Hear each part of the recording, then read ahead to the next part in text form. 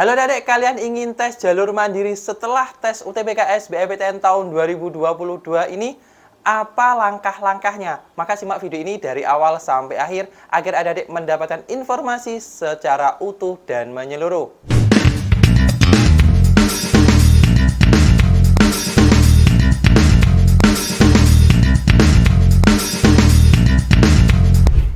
Halo Dede, Assalamualaikum warahmatullahi wabarakatuh dan salam jumpa Dede. Kembali lagi di channel Diari Kampus yang tentunya inspiratif, akuratif, dan edukatif.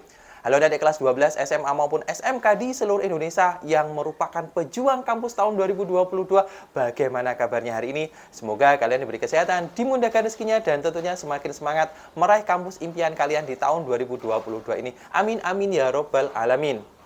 Baik, pada kesempatan kali ini Diari Kampus akan membahas seputar tata cara tes jalur mandiri di berbagai perguruan tinggi di Indonesia dan apa langkah-langkahnya. Maka simak video ini dari awal sampai akhir agar adik mendapatkan update informasi secara utuh seputar SNMPTN, SBMPTN, KIP kuliah maupun informasi-informasi yang lainnya. Dan share video ini di media sosial adik-adik, di TikTok, di Instagram maupun di WhatsApp adik-adik jika video ini bermanfaat.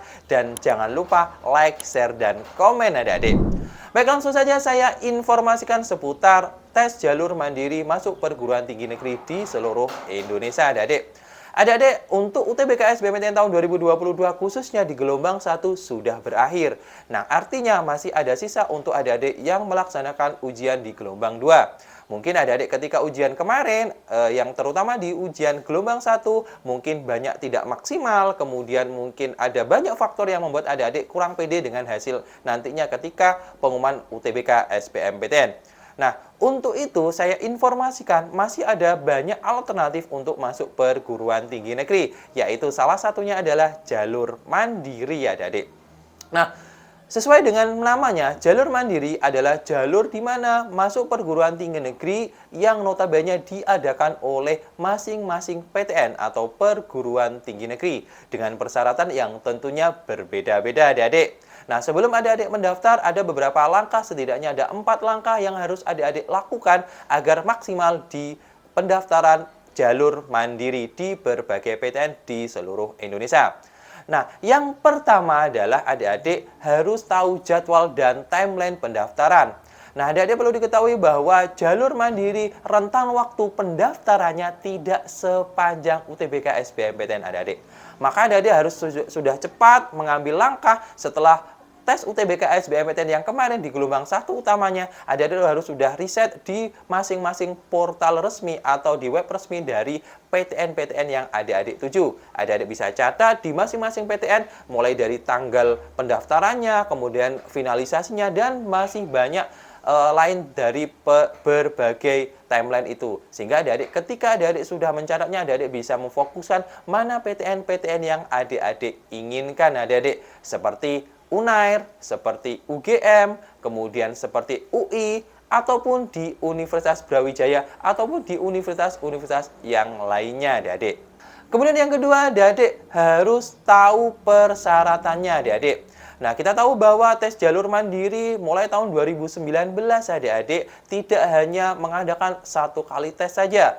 Ada yang mensyaratkan harus mengikuti UTBK SBMPTN. Jadi kalau misalnya ada adik yang tidak ikut UTBK SBMPTN, maka tidak bisa mengikuti jalur mandiri tersebut. Contohnya misalnya Universitas Airlangga Surabaya yang mewajibkan calon mahasiswanya harus ikut UTBK SBMPTN tahun 2022 dikarenakan untuk di jalur mandiri di UNER sendiri menggunakan nilai atau skor UTBK SBMPTN. Kemudian yang ketiga adalah persyaratan adik-adik. Nah, persyaratan ini banyak yang adik-adik tidak tahu. Ada beberapa universitas yang hanya menggunakan nilai UTBK saja sebagai penilainya, kemudian ada yang merupakan jalur mandiri menggunakan nilai rapot, ada juga yang menggunakan gabungan dari nilai UTBK, nilai rapot, dan prestasi adik-adik di waktu sekolah SMA atau SMK adik-adik. Nah, ini perlu diketahui bahwa karena tidak semua universitas punya kebijakan hanya 1 penilaian saja, sehingga adik-adik perlu mengetahuinya secara spesifik dan benar. Ketika adik-adik ini tidak tahu, maka adik-adik akan sangat bingung dan bagaimana sistem penilaiannya, adik-adik harus sudah tahu.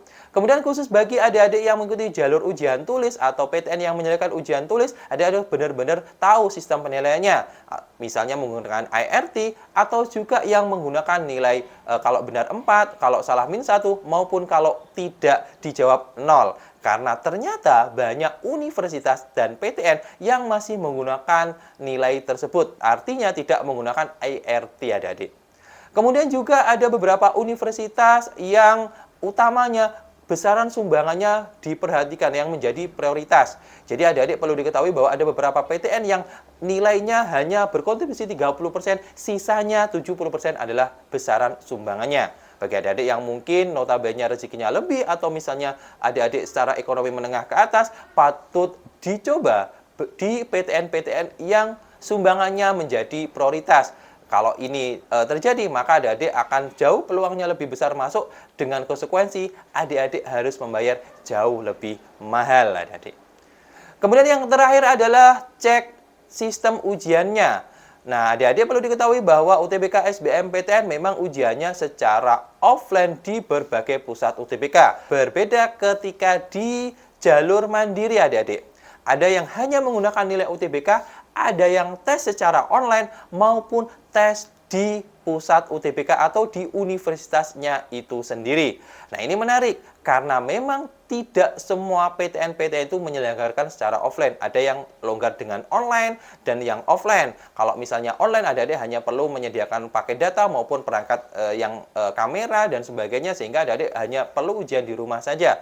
Tetapi ketika adik-adik nantinya ujian di tempat yang adik-adik inginkan di jalur mandirinya, adik-adik perlu mengetahui besaran biayanya, kemudian akomodasinya, dan ini perlu adik-adik perhatikan dikarenakan ketika adik-adik ini tidak di manajemen dengan baik, maka adik-adik akan meleset dari jadwal-jadwal yang adik-adik tentukan. Misalnya bayangkan adik-adik ikut jalur mandirinya Unhas, kemudian sementara adik-adik tempat tinggalnya di Jawa Tengah, maka ini waktunya akan sangat panjang lagi di perjalanan adik-adik. Jadi itu yang perlu saya sampaikan di video kali ini. Dan tidak lupa adik-adik harus sudah tahu besaran biaya di jalur mandiri di masing-masing PTN adik-adik.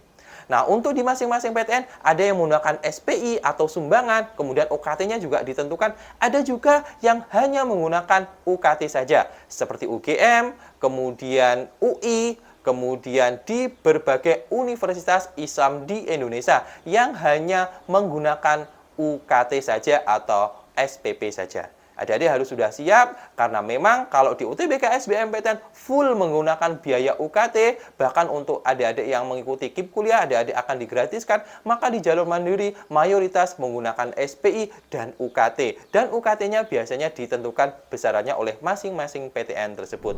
Video kali ini kesimpulannya adalah ketika adik-adik menggunakan jalur mandiri sebagai alternatif masuk di berbagai PTN yang adik-adik pilih, silahkan cermati dan aktif melihat di web resminya, tata caranya, jadwalnya, dan sebagainya, sehingga tertata dengan baik dan benar. Itu saja yang perlu saya sampaikan, dan mudah-mudahan adik dimudahkan di jalur mandiri. Dan kalau misalnya adik lolos di UTBK SBMPTN tahun 2022 ini, artinya adik tidak perlu tes jalur mandiri dan biayanya jauh lebih murah. Itu saja yang perlu saya sampaikan di video kali ini. Kurang lebihnya dari saya. Wassalamualaikum warahmatullahi wabarakatuh, dan salam jumpa adik.